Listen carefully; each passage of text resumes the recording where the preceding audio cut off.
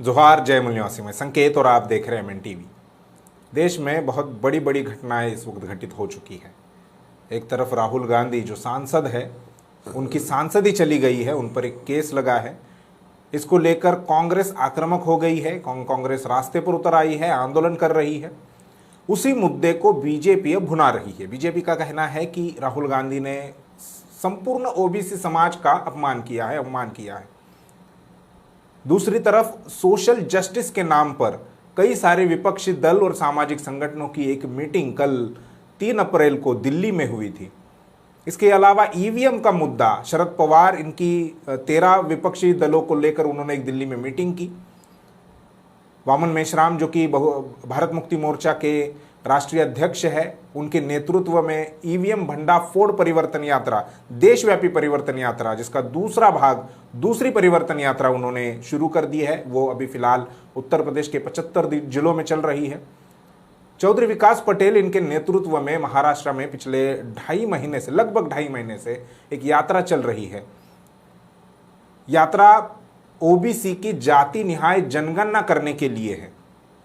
तो ये तमाम मुद्दे देश भर में हो रहे हैं और इन्हीं सभी मुद्दों पर बात करने के लिए हमारे साथ आज राष्ट्रीय पिछड़ा वर्ग मोर्चा के राष्ट्रीय अध्यक्ष स्वयं चौधरी विकास पटेल जी हमारे साथ में हैं। सर, एमएन टीवी पर आपका सबसे पहले तो स्वागत है। 21 जनवरी से आपकी परिवर्तन यात्रा जो है, राज्यव्यापी परिवर्तन यात्रा महाराष्ट्र में चल रही है और 21 जनवरी से या उससे पहले आप महाराष्ट्र में है, लगभग 2.5 महीने का समय हो चुका है। तो इस सबसे पहले तो मैं ये जानना चाहूँगा, क्योंकि मतलब आप महाराष्ट्र में इससे पहले भी आए होंगे, लेकिन इतने लंबे समय के लिए आप पहली बार रुके हैं महाराष्ट्र में।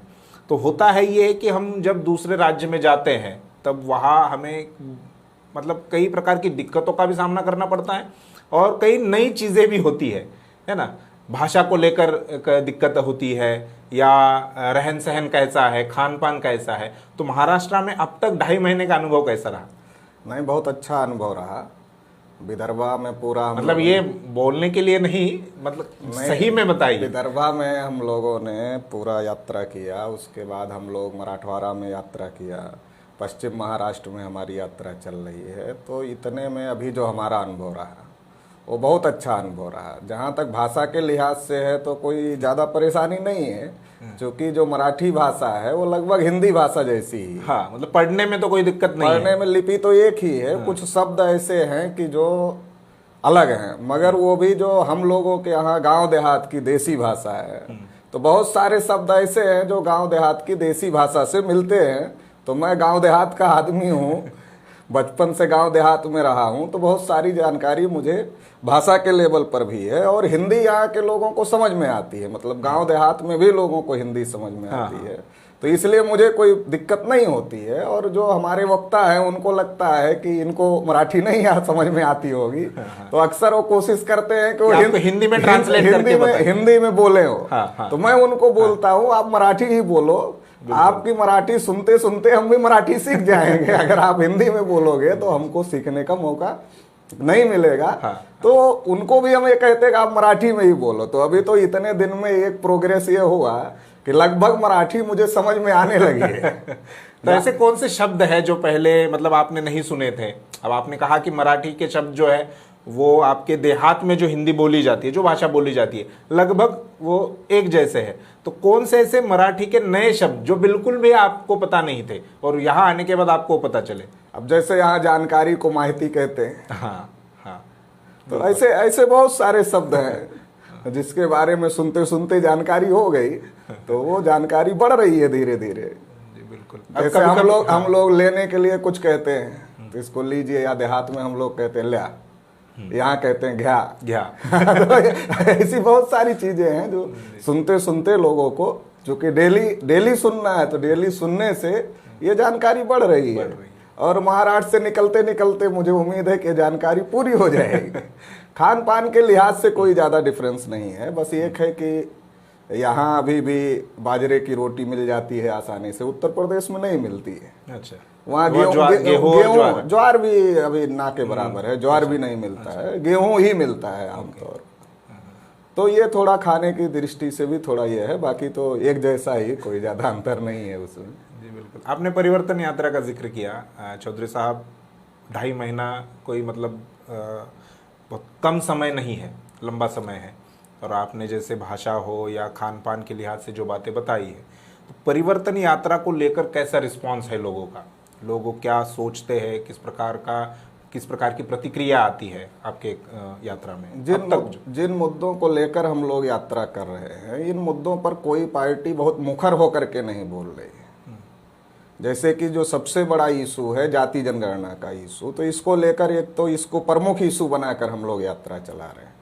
तो इसमें क्या है कि ओबीसी की जातियां तो इसमें बड़े पैमाने पर शामिल हो रही है। इसके साथ ही साथ जो ओबीसी में नहीं है, महाराष्ट्र के मराठा लोग, वो लोग भी इसमें बड़े पैमाने पर हिस्सा ले रहे हैं, क्योंकि जाति जनगणना का मुद्दा उनसे भी जुड़ा हुआ मुद्दा है। तो ये तो इसको लेकर के ओबीसी में बहुत ज्यादा रिस्पांस है, मतलब एक तरीके का उत्साह है कि कोई इस मुद्दे पर बात कर रहा है, बोल रहा है कि 75 साल हो गए देश में आज़ादी का अमृतोत्सव मनाया जा रहा है, और दूसरी तरफ हमारी गिनती तक नहीं हुई 75 साल में। तो इसको लेकर लोगों के अंदर एक जो मैसेज और बहुत सारी जानकारी जो लोगों के पास में नहीं थी, तो वो पूरा सुनने के बाद कार्यक्रम उनको लगता है कि ये जानकारी तो हमारे पास थी नहीं, ये नई जानकारी हमको मिल रही, तो उससे लोग जुड़ रहे हैं। दूसरा जो महत्वपूर्ण मुद्दा है वो एमएसपी गारंटी का मुद्दा है कि किसानों को उनकी फसल का जो उचित मूल्य मिलना चाहिए वो मूल्य अभी तक नहीं मिला। तो ये भी एक महत्वपूर्ण मुद्दा लेकर के, चूंकि ओबीसी मैक्सिमम किसान लोग हैं, तो इससे भी उनका आकर्षण बहुत ज़्यादा है इस मुद्दे को लेकर, और इस पर भी लोग बहुत ज़्यादा रिस्पॉन्ड कर रहे हैं, जुड़ रहे हैं। और जो एक महत्वपूर्ण मुद्दा है देश में, निजीकरण का जो बड़ा मुद्दा है, बेरोजगारी जिसकी वजह से बढ़ी हुई है देश के अंदर, तो निजीकरण को लेकर जिस तरीके से 2014 में मोदी जी ने कहा था कि हम देश नहीं बिकने देंगे, तो तमाम देश के लोगों को लगा कि कांग्रेस के लोग बेच रहे हैं, तो बीजेपी के लोग और नरेंद्र मोदी खास तौर से बचाने का काम करेंगे, इसको रोकने का काम करेंगे। लेकिन जिस तरीके की पॉलिसी अडॉप्ट किया बीजेपी गवर्नमेंट ने, नरेंद्र मोदी की सरकार ने, उससे लोगों को ये दिख रहा है कि अभी तो हर चीज़ प्राइवेट हो गई, और हर चीज़ प्राइवेट हो गई तो गवर्नमेंट जॉब खत्म हो गई, गवर्नमेंट जॉब खत्म हो गई तो रिजर्वेशन खत्म हो गया। तो ये केवल अब ओबीसी का मामला नहीं रहा, एससी एसटी ओबीसी जो रिजर्व कैटेगरी में आते हैं, जिनको रिजर्वेशन मिला हुआ है या जो रिजर्वेशन के लिए लड़ाई लड़ रहे हैं, उन सब के लिए ये बड़ा मुद्दा हो गया। या ये कहा जा सकता है कि जो आम लोग हैं, जिनको चाहत है कि सरकारी नौकरी हमको चाहिए, उन सारे लोगों के लिए ये बड़ा मुद्दा हो गया है। या जो देश के बारे में सोचते हैं कि देश का डेवलपमेंट होना चाहिए, देश मजबूत होना चाहिए, वो भी इन चीज़ों को समझ रहे हैं कि देश जब निजी हाथों में जाएगा तो इससे देश कमज़ोर होगा।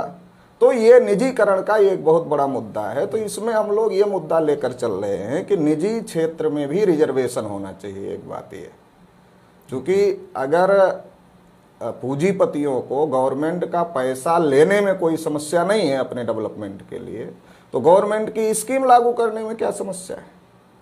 अगर वो जनता के टैक्स के पैसे से अपना डेवलपमेंट कर रहे हैं, अपने उद्योग का डेवलपमेंट कर रहे हैं, तो जो सरकार की योजना है रिजर्वेशन पॉलिसी जो है, उसको उनको स्वीकार करने में, उसको अपने यहाँ लागू करने में कोई दिक्कत नहीं होनी चाहिए। तो ये मुद्दा लेकर चल रहे हैं। दूसरा, जो प्रमुख संस्थानों का निजीकरण हो रहे हैं उसको रोका जाए, और जो संविदा के आधार पर या आउटसोर्सिंग का जो अभी बहुत ज़्यादा ये माहौल चल रहा है, अभी संविदा भी लगभग खत्म हो गई, आउटसोर्सिंग चल रहा है, आउटसोर्सिंग कॉन्ट्रैक्ट यही चल रहा है, कॉन्ट्रैक्ट चल रहा है। तो ये जो कॉन्ट्रैक्ट और आउटसोर्सिंग चल रहा है, इसमें बहुत ज़्यादा शोषण हो रहा है नौजवानों का। तो इसको बंद किया जाए और पूरी तरीके से गवर्नमेंट जॉब ही दिए जाएं। तो इन मुद्दों को लेकर के हम लोग अपील कर रहे हैं। तो इस पर भी लोगों का बहुत ज़्यादा सहयोग और समर्थन मिल रहा है, और लोग बड़ी संख्या में यात्रा में शामिल हो रहे हैं। और एक जो मुद्दे तो बहुत सारे हैं, मगर उसमें एक और जो महत्वपूर्ण मुद्दा है हमारी दृष्टि से, वो ये है ईवीएम का मुद्दा। उसको लेकर के भी हम लोग चल रहे हैं कि ईवीएम में जो गड़बड़ी हो रही है इसको रोका जाए, क्योंकि अब आम लोगों को भी ये बात समझ में आने लगी है। लगातार जिस तरीके से बीजेपी जीत रही है, जिस तरीके से सरकारें बन रही है, और लोग जमीन पर रहते हैं, लोग वोट देते हैं, लोग अपने गांव का, अपने इलाके का माहौल समझते हैं, जानते हैं। तो उनके वो जैसा समझते हैं, जैसा जानते हैं, उसके अपोजिट जब रिजल्ट आता है तो उनको भी लगता है कहीं ना कहीं गड़बड़ी है। लोग इंजीनियर तो नहीं है गांव देहात के, टेक्निकल एक्सपर्ट नहीं है, टेक्निकल बातों को नहीं समझ रहे, लेकिन जो माहौल बन रहा है उसको उसके आधार पर समझते हैं। तो जब हम लोग ईवीएम के मुद्दे को लोगों को समझा रहे हैं तो वो भी लोगों को समझ में आ रहा है। तो ये कुछ मुद्दे हैं जिनको लेकर हम लोग यात्रा चला रहे हैं और इस पर बड़े पैमाने पर यात्रा को समर्थन मिल रहा है। और खास तौर से ओबीसी, कुणबी, मराठा, इन लोगों का बहुत बड़ा सहभाग इस यात्रा में हो रहा है।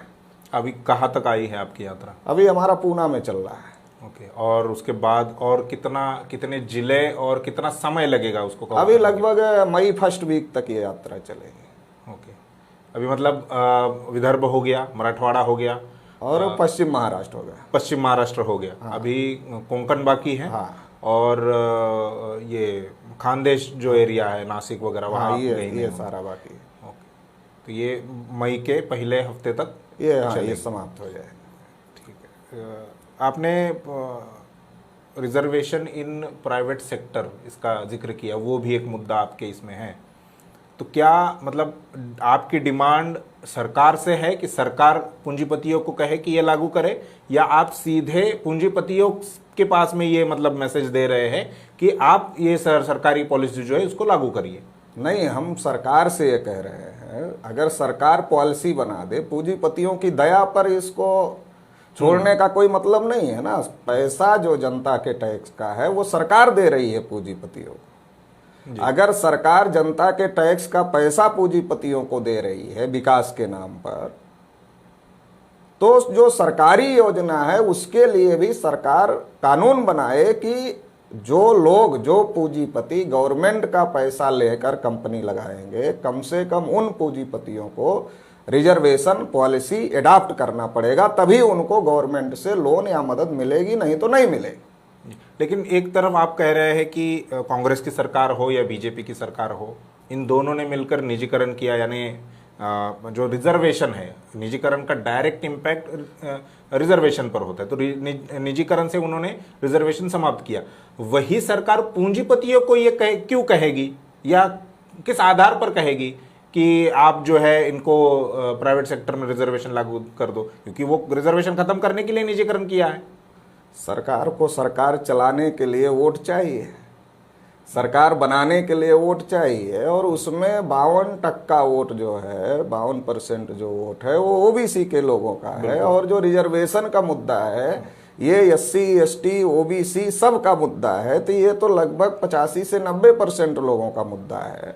तो इसके आधार पर अगर लोग जागृत होते हैं और लोग इस मांग को लेकर आगे बढ़ते हैं, इसको लेकर आंदोलन करते हैं, तो सरकार को मजबूर होना पड़ेगा ये करने के लिए। सरकार नहीं करना चाहेगी तो भी उसको करना पड़ेगा, क्योंकि सरकार को लोगों के वोट चाहिए, लोगों का सपोर्ट चाहिए, तभी सरकार चल सकती है, नहीं तो नहीं चल सकती है। तो यात्रा में हम लोग ये मुद्दा ये इसलिए उठा रहे हैं ताकि ये मुद्दा जनता के बीच में जनता का मुद्दा बने, और जनता इस मुद्दे को लेकर के अगर आगे आती है तो फिर सरकारों के ऊपर, कोई भी सरकार हो, उसके ऊपर दबाव बनाया जा सकता है और इसको लागू किया जा सकता है। बिल्कुल। सोशल जस्टिस की, रिजर्वेशन का मुद्दा जो है वो सोशल जस्टिस से जुड़ा हुआ है। सोशल जस्टिस की जहाँ तक बात करें तो कल ही 3 अप्रैल को एक बड़ी मीटिंग, एक बड़ी कॉन्फ्रेंस हुई है, जिसमें कई राज्यों के मुख्यमंत्री, उप मुख्यमंत्री, इसके अलावा मंत्री, वर्तमान में जो अलग अलग राज्यों में मंत्री है वो शामिल हुए थे। लगभग 150 से 200 सामाजिक संगठनों के लोग उसमें शामिल हुए थे। और मुद्दा, कुल मिलाकर जो मुद्दे थे उसका निचोड़ अगर कहा जाए, उसको नाम भी उन्होंने दिया था सोशल जस्टिस कॉन्फ्रेंस करके। तो क्या मतलब इस पर आपकी पहली टिप्पणी क्या है? कल मीटिंग हुई है, इसको आप किस प्रकार से देखते हैं? जानकारी हमको भी मिली इस मीटिंग की जी। तो ये अगर इस तरीके से एकजुट होकर के कोई बात करने की कोशिश है, कोई लड़ाई आगे लड़ने की कोशिश है, फिर तो ठीक है। मुझे नहीं पता है कुछ मीटिंग में, कॉन्फ्रेंस में कोई ऐसा प्रस्ताव भी पास हुआ कि चलो ये सोशल जस्टिस होना चाहिए, चलो ये तो होना चाहिए। ये वोट लेने के लिए भी लोग बोलते रहते होना चाहिए, मगर इसका कोई रोड मैप क्या उस कॉन्फ्रेंस में तैयार हुआ या नहीं तैयार हुआ, इसके बारे में मुझे अभी तक कोई जानकारी नहीं है कि इसको आगे कैसे लेके चलना है, आगे इसकी लड़ाई कैसे लड़ना है। पार्लियामेंट के अंदर जिन पार्टियों के लोग शामिल हुए उसमें कल के कॉन्फ्रेंस में, उनके लोग पार्लियामेंट के अंदर ऑलरेडी हैं। बिल्कुल। और आज की तारीख में अगर आप सोशल जस्टिस करना चाहते हो तो उसमें सबसे बड़ा मुद्दा जाति जनगणना का मुद्दा है। जाति जनगणना के बगैर कौन सी सोशल जस्टिस हो सकती है? तो जाति जनगणना का जो मुद्दा है, इसको लेकर पार्लियामेंट में हंगामा होना चाहिए था, मगर वो नहीं हो रहा है। और जो पार्टियां और उनके नेता कल की कॉन्फ्रेंस में शामिल थे, वो लोगों के प्रतिनिधि, उन लोगों के सांसद पार्लियामेंट में हैं। बिल्कुल है, मगर इस पर अभी तक तो कोई हंगामा नहीं हुआ है। अगर भविष्य में ऐसा वो लोग मिलजुल करके करते हैं तो ये अच्छी बात है, ऐसा करना चाहिए। मगर केवल कॉन्फ्रेंस करना और ये भाषण देना, मीडिया में बयान देना, केवल अगर इतने तक सीमित रहना है तो फिर हम ये मानेंगे या लोग भी ऐसा ही मानेंगे कि ये केवल वोटों के जुगाड़ करने का मामला है, ये कोई एक्चुअल लड़ाई लड़ने का मामला नहीं है। तो इसलिए हम उम्मीद करते हैं उन लोगों से कि क्या ये इसी सवाल को आगे बढ़ाते वो लोग हैं, ऐसा रोड मैप कोई बनाएं, ऐसी हमारी उम्मीद है, जी। अपेक्षा है। इसी सवाल को, इसी आपके बात को एक सवाल के रूप में मैं आपके सामने रखना चाहूंगा कि क्या विपक्ष 2024 के लोकसभा चुनाव से पहले जो मुद्दे, बहुजन समाज के मुद्दे दबाए गए थे, उसको राजनीति के सतह पर लाना चाहता है? क्या लाए, ये अच्छी बात है। अगर लाना चाहता है तो ये अच्छी बात है। केवल राजनीति के लिए नहीं लाना चाहिए, एक्चुअल में इन मुद्दों को लागू करवाने के लिए राजनीतिक दलों को सामने आना चाहिए, लड़ाई लड़ना चाहिए। होता क्या है, आमतौर पर जब चुनाव आता है तो चुनाव के कुछ दिन पहले से इस तरीके के मुद्दे उठाए जाते हैं, या जो पार्टी विपक्ष में होती है वो इन तरीके के मुद्दों को उठाती है और फिर सत्ता पक्ष में आते ही चुप हो जाती है। अभी जैसे जाति जनगणना का मुद्दा है तो अलग अलग स्टेटों में लोग इसको उठा रहे हैं। बिल्कुल। नीतीश कुमार बिहार में उन्होंने नीतीश कुमार चलो बिहार के मुख्यमंत्री हैं तो बिहार के लेवल पर उन्होंने जो वो कर सकते थे, सोशियो इकोनॉमिक सर्वे उन्होंने किया, ठीक है, वो उसका स्वागत है, वेलकम। लेकिन नेताओं को ये बात समझने की जरूरत है कि ये सेंटर का इशू है। जब तक सेंटर में जनगणना नहीं होगी, सेंसस एक्ट में परिवर्तन करके जाति जनगणना करने का प्राविधान नहीं किया जाएगा, तब तक इस प्रकार के सर्वे का कोई बहुत ज्यादा महत्व तो नहीं है। अभी महाराष्ट्र में हमने देखा, महाराष्ट्र की कुछ विपक्षी पार्टियों ने जाति जनगणना को लेकर के सरकार के ऊपर सवाल उठाए। उत्तर प्रदेश में अखिलेश जी लगातार योगी के ऊपर आक्रामक रहते थे बजट सत्र के दौरान, खासतौर से जाति जनगणना को लेकर। लेकिन मेरा सवाल है कि इनके सांसद लोकसभा में हैं, जहां एक्चुअल प्रेशर बनाने की जरूरत है जाति जनगणना को लेकर, जहां कानून बनाए जाते हैं, जहां से सेंसस एक्ट में परिवर्तन होगा। किसी भी स्टेट गवर्नमेंट को सेंसस करने का अधिकार नहीं है, सेंसस करने का अधिकार सेंट्रल गवर्नमेंट का है, मिनिस्ट्री का। तो क्या इन नेताओं को यह बात समझ में नहीं आ रही है? और अगर समझ में आ रही है तो क्या मोदी जी की सीबीआई और ईडी से डरे हुए हैं कि स्टेट के मुख्यमंत्रियों को ही टारगेट किया जाए? प्रधानमंत्री को अगर टारगेट करेंगे तो सीबीआई और ईडी हमारे घर में आ सकती है, क्या ये बात है?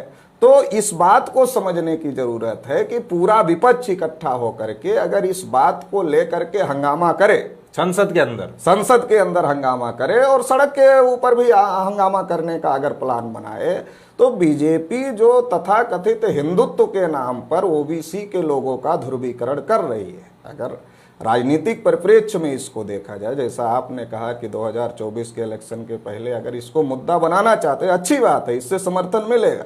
और यही एक काट है, अगर जो बीजेपी का तथाकथित हिंदुत्व का जो चोला बीजेपी ओढ़ रही है और जिसके पीछे छुपने की कोशिश करती है बार बार और जिसके आधार पर समर्थन लेती है, तो इसको अगर काउंटर करना है तो काउंटर करने के लिए ओबीसी का सबसे बड़ा मुद्दा जाति जनगणना का मुद्दा है, संख्या के अनुपात में हिस्सेदारी का मुद्दा है। और अगर इस मुद्दे को उठाते हैं तो केवल ओबीसी ही नहीं, मराठा, पटेल, जाट, गुर्जर, ये सारे इसके आधार पर मोबिलाइज हो सकते हैं, जिनको हिंदू के नाम पर बीजेपी मोबिलाइज करती है।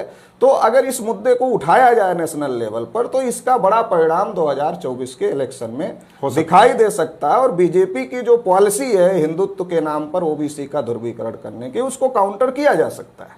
जनगणना का जो काम है, जातिगत जनगणना हो या आम जो जो हर साल, हर 10 साल के बाद की जाती है, वो 2021 में होनी चाहिए थी।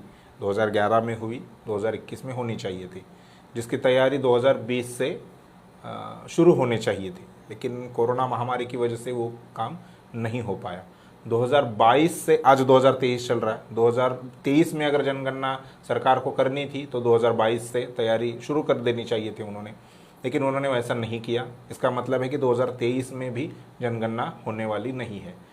2024 में अगर जनगणना करनी है तो 23 से शुरुआत करनी होगी, वो भी काम नहीं हो रहा है। और 24 में तो लोकसभा का चुनाव है, तो सारी मशीनरी चुनाव के काम में लग जाएगी। तो सरकार, एक तो जातीय जनगणना का मुद्दा है, वो एक अलग विषय है, लेकिन सरकार गिनती ही नहीं करना चाहती है या नहीं कर रही है। क्या इसके पीछे आप जैसे जो सामाजिक संगठन हैं या राजनीतिक पार्टियां जो अभी कुछ हद तक इस मुद्दे को उठा रहे हैं, क्या उनका दबाव है सरकार पर? यदि हमने गिनती करना शुरू कर दिया तो ये लोग हम पर प्रेशर बनाएंगे कि जाति आधारित गिनती करो, और फिर सरकार को ना चाहते हुए भी वो गिनती, जातीय गिनती करनी पड़ेगी। इस वजह से सरकार गिनती की ही शुरुआत नहीं करना चाहती या नहीं कर रही है। सबसे महत्वपूर्ण मुद्दा तो ये है कि जनगणना का जो सीधा संबंध है वो डेवलपमेंट से है, योजना बनाने से। बिल्कुल। अब ये पार्टी जो बीजेपी है, ये नारा लगा रही है सबका साथ सबका विकास। सबसे ज्यादा विकास का शब्द अगर कोई बोलता है तो यही लोग बोलते हैं, बीजेपी, नरेंद्र मोदी। बीजेपी और नरेंद्र मोदी बोलते हैं। मगर अभी तक तो 75 साल में ओबीसी की गिनती नहीं हुई, इसलिए ओबीसी के लिए कोई प्लान नहीं बना, कोई बजट अलॉटमेंट नहीं हुआ। अब ये लोग सबकी जनगणना रोक रहे हैं और नारा लगा रहे हैं सबका साथ सबका विकास, और सबकी जनगणना रोक रहे हैं। जब सबकी जनगणना रोक रहे हैं तो सबके विकास पर पाबंदी लगा रहे हैं, क्योंकि जनगणना के बगैर डाटा नहीं आएगा, डाटा के बगैर डेवलपमेंट की योजना बनाई नहीं जा सकती। तो मतलब ओबीसी का विकास नहीं करना चाहती, एक बात ठीक है। हाँ। ठीक है, आप ओबीसी विरोध में, आप ओबीसी के विरोध में, लेकिन आप सभी की गिनती क्यों रोक रहे हैं? अभी तो सभी का रोक रहे हैं, मतलब पूरे देश का विकास ही बंद करना चाहते हैं, देश के सभी लोगों का विकास बंद करना चाहते हैं। वास्तविकता ये है कि जो जाति जनगणना का इशू है, आज ये आम लोगों का इशू बन चुका है। आम लोगों में ये आवाज पहुंच चुकी है कि जाति जनगणना होनी चाहिए। तो इसका बहुत ज़्यादा दबाव गवर्नमेंट के ऊपर है। 2011 में भी इसका बहुत ज़्यादा दबाव बना हुआ था, मगर 2011 में लोग उतना जागृत नहीं थे इस मुद्दे को लेकर, लेकिन आज की तारीख में बहुत ज़्यादा जागृत हैं लोग इस मुद्दे को लेकर के। तो इससे सरकार डरी हुई है, मतलब उसको ये ना निगलते हुए बन रहा है ना उगलते हुए बन रहा है, गले की हड्डी बनी हुई है। तो इसलिए इन्होंने पहले कोविड का सहारा लिया कि कोविड की वजह से हम जनगणना नहीं कर सकते हैं। तो कोविड की वजह से जनगणना नहीं हो सकती। जनगणना कोई रैली सभा है क्या कि उतने लोगों को इकट्ठा करना है, इसके लिए कोविड अवरोध है? रैली और सभा, जब कोविड से लोग मर रहे थे तब भी रैली और सभाएं हो रही थी, इलेक्शन हो रहे थे अलग अलग राज्यों के। जनगणना में तो डोर टू डोर जाना है, उसके लिए तो कोई इतना ज्यादा अवरोध नहीं है, कोई ज्यादा लोगों को एक साथ इकट्ठा नहीं होना है। अब तो ये खत्म ही हो गया, मतलब कोरोना भी। हाँ, सोशल डिस्टेंसिंग और मास्क का प्रयोग करते हुए, सैनिटाइजर का प्रयोग करते हुए भी जनगणना की जा सकती थी। बिल्कुल, उसमें कोई बहुत ज्यादा दिक्कत नहीं थी। चूंकि बहुत सारे काम इस तरीके के हो रहे थे तो ये भी हो सकते थे, मगर फिर भी बहाना बनाकर इसको रोका गया। अभी कोविड का मामला भी लगभग खत्म हो गया। कोविड का मामला खत्म होने के बावजूद भी सरकार की जनगणना करने की कोई योजना नहीं है। वो जनगणना को टालना चाहते हैं, और टालने के पीछे का मतलब मकसद ये है कि 2024 का जो इलेक्शन है, अगर उस इलेक्शन के पहले वो जनगणना करते हैं और जाति जनगणना और ओबीसी की जनगणना नहीं करते हैं, तो इससे जो मैसेज जाएगा लोगों के अंदर, वो मैसेज बहुत ज्यादा ओबीसी के लोगों को बीजेपी के खिलाफ में खड़ा कर देगा, और इसकी वजह से 2024 का इलेक्शन बीजेपी हार जाएगी। ऐसा बीजेपी के लोगों को लगता है कि अगर हम जनगणना करेंगे और ओबीसी की जनगणना उसमें नहीं करेंगे, 2024 के इलेक्शन में हम ओबीसी हमारा विरोध, ओबीसी विरोध करेगा और हम चुनाव नहीं जीत सकते हैं। तो इसलिए वो जनगणना को 24 तक टालना चाहते हैं, क्योंकि उनको पता है कि लोग शांत नहीं बैठने वाले हैं। अगर हम जनगणना घोषित करेंगे, उसमें ओबीसी की जनगणना घोषित नहीं करेंगे, तो लोग शांत नहीं बैठने वाले हैं, लोग इसके खिलाफ में आंदोलन करेंगे। 2011 में भी भारत मुक्ति मोर्चा के माध्यम से हम लोगों ने जाति आधारित जनगणना नहीं तो हमारे घर में जानकारी नहीं, ऐसा अभियान चलाया था और बहुत सारी जगह हम लोगों ने जनगणना का बहिष्कार करने का काम किया था। कई जगह हमारे कार्यकर्ताओं को पकड़ करके भी पुलिस ले गई थी, उसके बाद फिर उन्होंने छोड़ दिया था।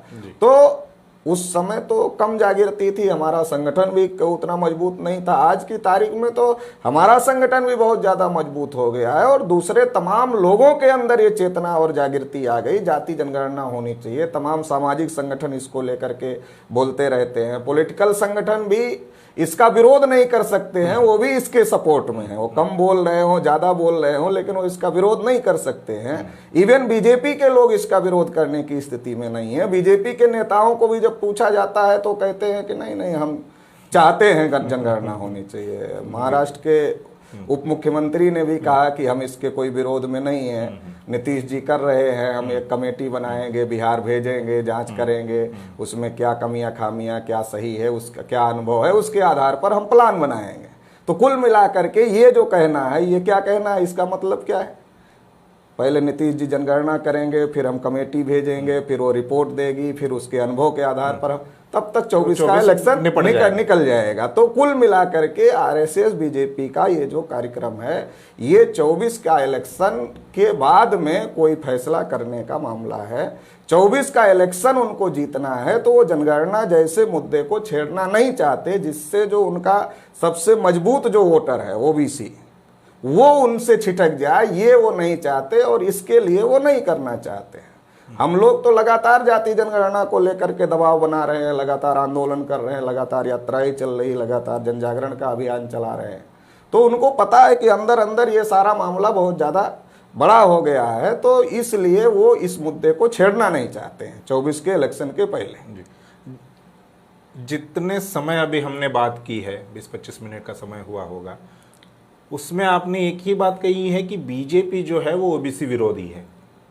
ठीक है, ओबीसी के विरोध में काम करे, फिर चाहे वो रिजर्वेशन समाप्त करने की बात हो, चाहे जातीय जनगणना ना करने की बात हो। लेकिन बीजेपी तो बहुत ज़्यादा अब हाल के पीरियड में, अभी पिछले कुछ दिनों से, एक आध हफ्ते से वो ये दिखा रही है, या वो है, या आप बताइए हमें, कि वो बहुत ज़्यादा ओबीसी के समर्थन में है।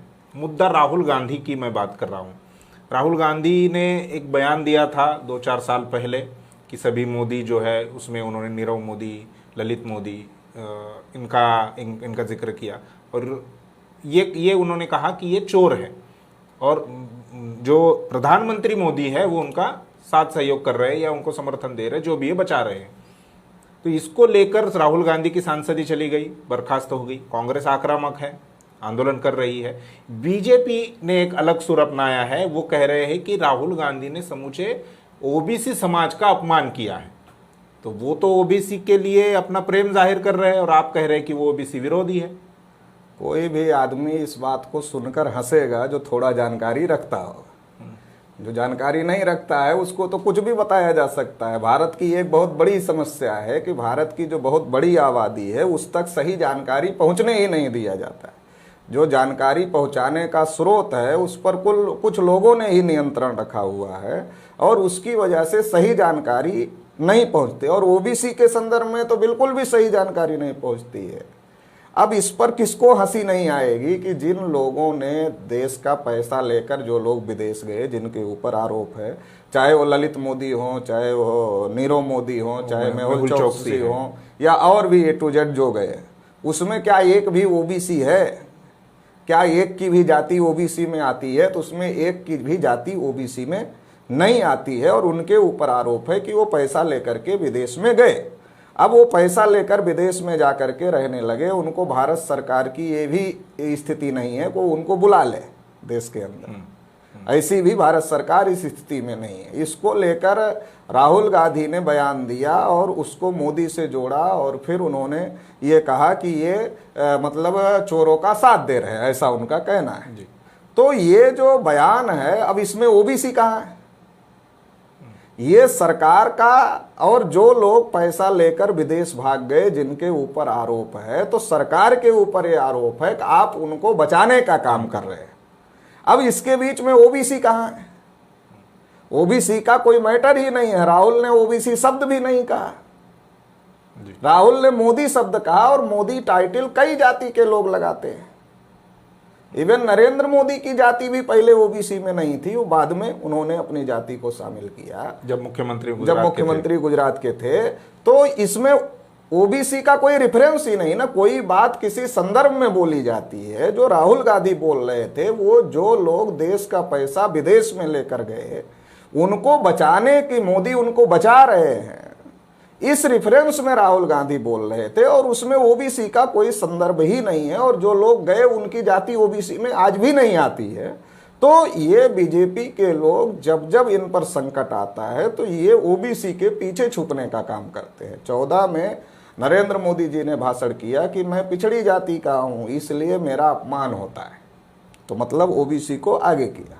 19 के इलेक्शन के पहले राजनाथ सिंह ने कहा हम जनगणना ओबीसी की करेंगे।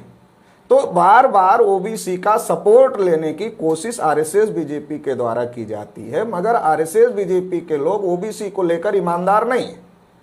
राम मंदिर आंदोलन में सबसे ज्यादा ओबीसी के लोगों को आगे किया गया, विनय कटियार, कल्याण सिंह, उमा भारती, प्रवीण तोगड़िया और तमाम, मगर मंदिर के ट्रस्ट में एक भी ओबीसी को नहीं रखा। क्या अब ओबीसी हिंदू नहीं है?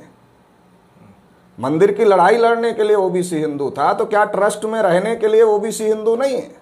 और जो बड़े बड़े नेता थे, विनय कटियार, कल्याण सिंह, उमा भारती, प्रवीण भाई तोगड़िया, रितंबरा, ऐसे बड़े बड़े ओबीसी के नेताओं को भी राम मंदिर के ट्रस्ट में जगह नहीं दी गई। तो इससे ये बात समझ में आती है कि आरएसएस बीजेपी के लोग ओबीसी का इस्तेमाल करते हैं।